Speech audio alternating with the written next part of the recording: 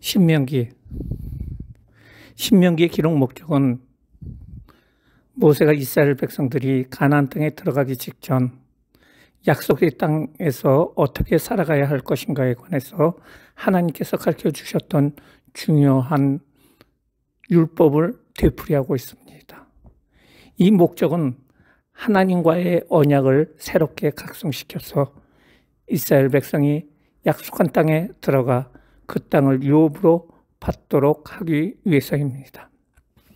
신명기는 이스라엘과의 언약을 맺어주신 하나님께 당연히 순종의 의무가 이스라엘에게 있으며 새 세대에게 하나님 말씀에 대한 순종만이 축복을 받는 유일한 길임을 더욱 강조하고 있습니다. 저자는 모세오경의 한 부분이기 때문에 신명기는 바로 모세입니다. 특징은 하나님의 절대성을 강조하며 새로운 시내산 언약으로 하나님과 이스라엘의 관계를 더욱 확고하게 만들고 있습니다.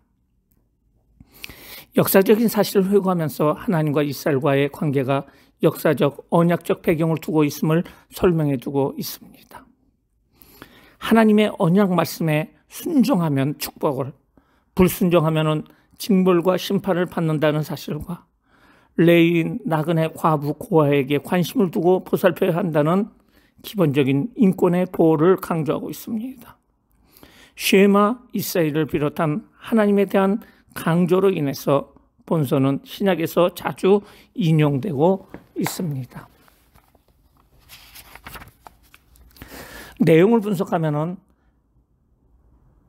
1장서부터 4장 43절까지는 모세의 첫 번째 설교, 4장 44절서부터 28장까지는 두 번째 설교, 29장서부터 34장까지는 세 번째 설교를 말해주고 있는데요. 다 모세의 설교입니다.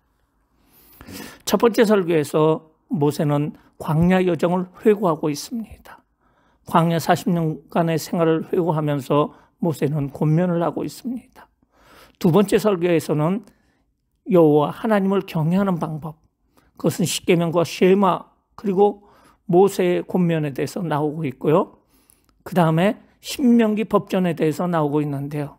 예배에 대한 법, 11조, 약자보호법, 3대 절기, 재판에 관한 법, 각종 사회법이 나오고 있습니다. 그리고 세금 언약에 대해서 말해주고 있는데요. 축복과 저주에 대해서 말해주고 있습니다.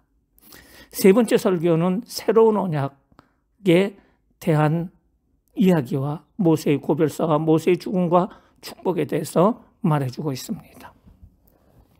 큰 첫 번째로 모세의 첫 번째 설교가 바로 1장 1절서부터 4장 43절까지 나오고 있는데요.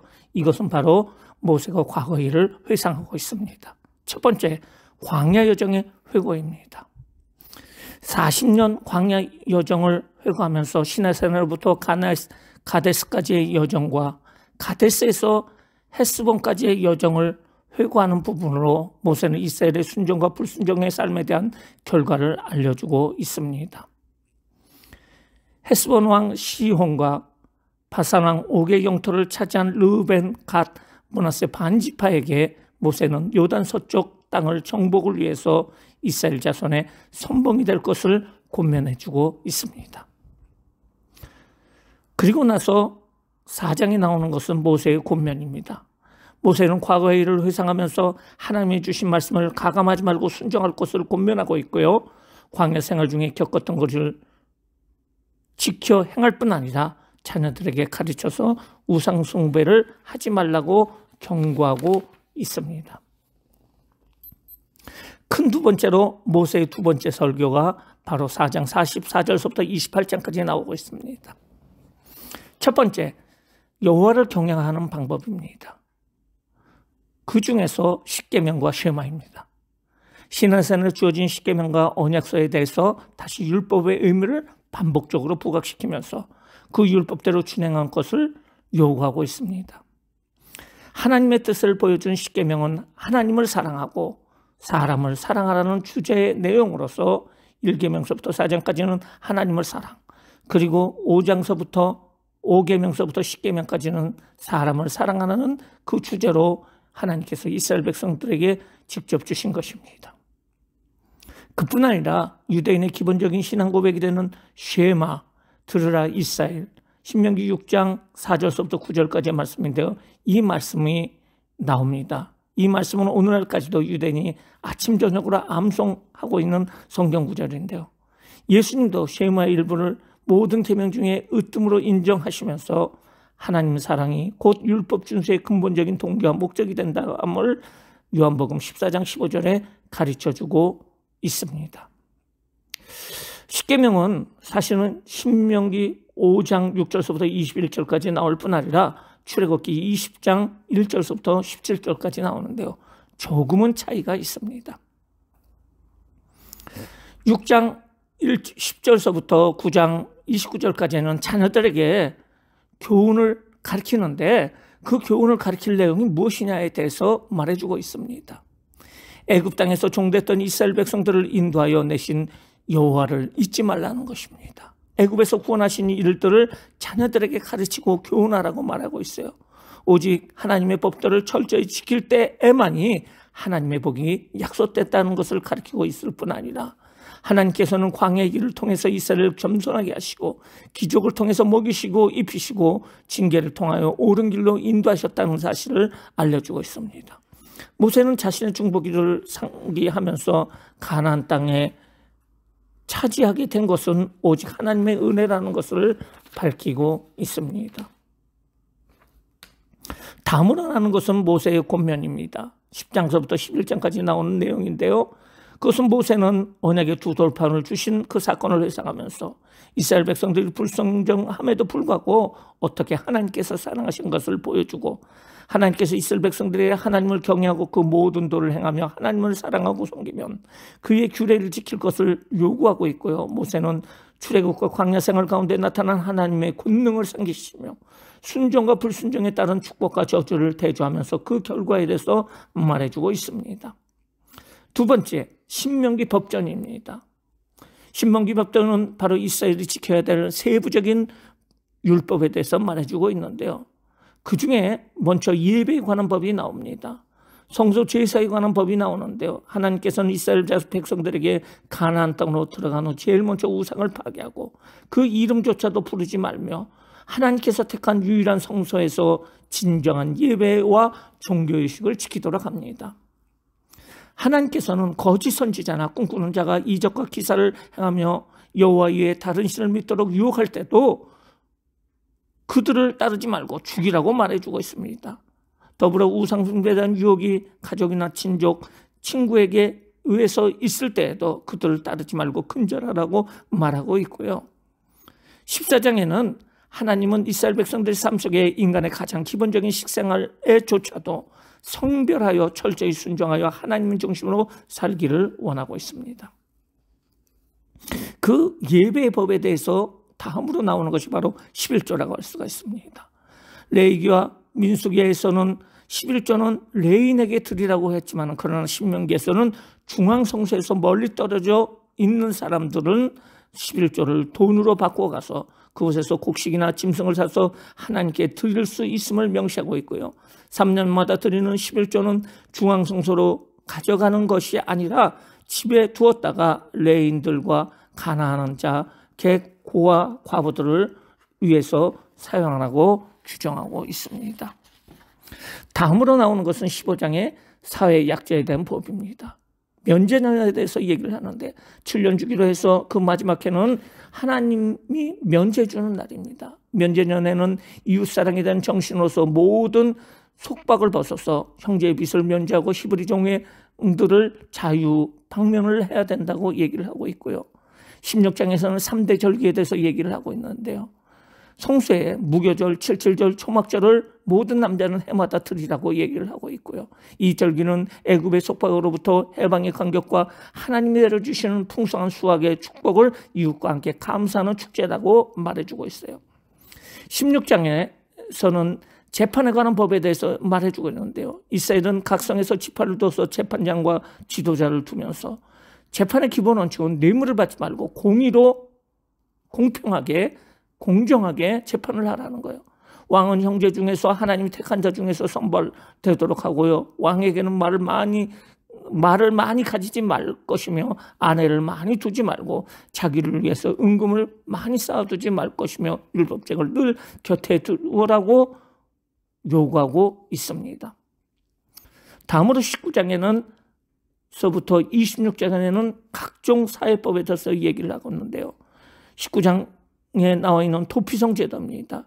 생명 존중을 바탕으로 우발적인 살인한 자를 위해서 도피성을 둘 것이며 바로 모두 6개를 두는데 요단 동편과 요단 서편에 두라고 얘기를 하고 있어요. 전쟁법에 대해서 얘기를 하는데요. 전쟁에 대해서는 두려워하지 말라는 거죠. 그리고 병역 면제자들을 돌려보내고 군대 창간을 세우라고 이야기를 하고 있어요. 첫 번째 봉헌인 11조에 대해서 다시 강조를 하고 있습니다. 26장에 이스라엘 백성들은 가나안에 정착하여 첫 열매를 하나님께 드리라고 얘기를 하고 있어요. 이웃 사랑을 위해서 레위인 객 고아 과부를 위해서 매 3년마다 드려지는 11조에 대한 규례를 준수할 것을 말해주고 있습니다. 세 번째로 세검 언약입니다. 세겜 언약입니다. 이것은 바로 세겜에서 가나안 땅에서 새로운 언약을 체결하는 하나님과 이스라엘 백성 간의 언약을 체결하는 과정을 이야기를 하고 있어요. 그 내용을 보면은 율법의 모든 말씀을 돌비석에 새기고요. 그 돌들을 에벨산에 세우고요. 다듬지 않는 돌로 돌단을 쌓을 것이고 번제와 화목제를 드리며 유다 지파를 포함한 6지파는 그린심산에 루벤 포함한 6개 지파는 에발산에 서게 될 거고요. 레위 지파가 계곡 중앙에서 저주와 축복을 선언하면 백성들은 이에 응답하여 아멘을 한다는 것입니다. 에발산에 선포된 12저주문은 십계명과 관련되어 있다는 것을 우리는 알 수가 있습니다. 축복문에 대해서 28장에 나오게 있는데요. 여호와 하나님의 말씀을 듣고 지켜 행하면 모든 영에서 축복이 임할 것이고 그 축복은 성읍에서 자손의 번성이 이루어지고 토지의 풍성한 소출과 삶에 필요한 양식이 임할 것이며 세계 모든 민족 위에 뛰어나게 될 것이라고 28장 1절서부터 14절까지 이야기를 하고 있고요. 15절서부터 68절까지는 반대로 저주문에 대해서 말해주고 있는데요. 하나님 말씀을 순종치 않고 명령과 규례를 지키지 아니하면 저주가 임하는데요. 불순종하면 전쟁에서 패배하고 비천 죽음의 재앙이 임하게 될 것이라고 말해주고 있습니다. 큰 세 번째로 모세의 마지막 세 번째 설교에 대해서 이야기를 하고 있는데요. 이것은 바로 언약갱신이라고 할 수가 있고요. 29장서부터 34장까지 나오고 있습니다. 첫 번째로 새로운 언약입니다. 새로운 언약은 모세는 모압 땅에서 이스라엘 백성들의 과거를 회고하면서 호렙산에서의 언약을 새로이 갱신하면서 하나님의 언약을 지켜 행하라고 말해주고 있습니다. 먼 날 이스라엘이 포로로 끌려갔을 경우에도 마음과 뜻을 다하고 성품을 다하여 하나님 말씀에 순종하면 다시 본토에 돌아올 것을 약속해 주고 있습니다. 그러면서 31장에 모세는 고별사를 합니다. 모세는 자신의 죽음이 다가왔음을 알고 이스라엘 백성들에게 담대히 가나안 땅을 차지하라고 당부하면서 여호사를 그들의 지도자로 세웁니다. 모세는 이스라엘 백성들에게 하나님의 위엄과 의로우신 그 이스라엘을 돌보시는 은혜와 하나님에 대한 이스라엘의 배신과 하나님의 진노, 하나님의 국률과 자비하심을 노래하고 있습니다. 33장서부터 34장까지는 모세의 죽음과 그 축복에 대해서 모세의 축복과 죽음에 대해서 말해주고 있는데요. 모세는 죽음을 앞두고 이스라엘의 출애굽 이후로부터 늘 함께 계신 여호와 하나님의 크신 권능을 나타내고 이스라엘 지파들을 위해서 축복을 하게 됩니다. 모세는 모압 땅에서 120세의 죽음을 맞이하고 매장되는 모습을 볼 수가 있습니다. 신명기의 적용과 실천입니다. 우리는 어떻게 여호와 하나님을 사랑하고 어떻게 그의 말씀을 지켜 행하여야 합니까? 우리의 자녀 교육을 어디에 중심에 두고 있습니까? 하나님 말씀에 근거하여 가르치고 있습니까?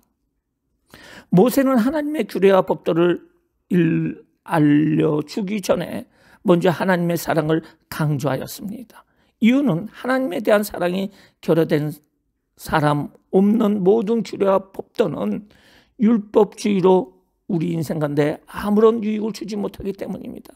따라서 먼저 하나님을 진정으로 사랑할 때 하나님의 말씀은 생명의 길이 되어야 된다는 사실을 우리는 분명히 알아야 될 것입니다. 이상으로 신명기에 대해서 우리가 알아봤습니다. 감사합니다.